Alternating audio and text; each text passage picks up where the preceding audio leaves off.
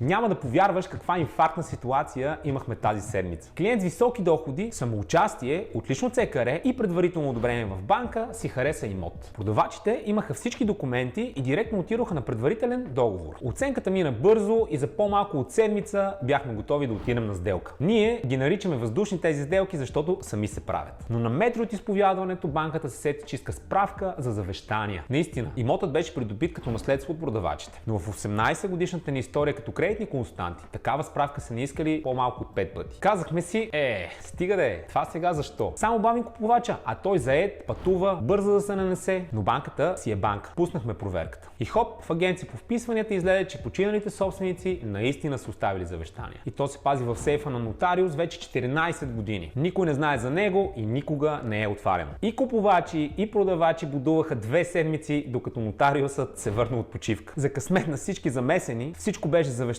на същите лица, които продаваха имота. Но всички знаем, че можеше да не е така. Можеше да се окаже, че собственици са завещали имота на църквата, например. Продавачът да трябва да връща двойно капаро, а купувачът да се надява, че няма да стигне до съд. При всяко положение обаче сделка нямаше да има. Тази проверка не е типична, когато се купува имот с ипотечен кредит. А вероятно изобщо не би хрумнала на човек, който купува имот с спестявания. Но за нас това е задължителен атрибут при сделки с наследен имот. Ако искаш да получиш най-изгодната оферта за ипотечен кредит или просто имаш нужда от съвет, последвай ни.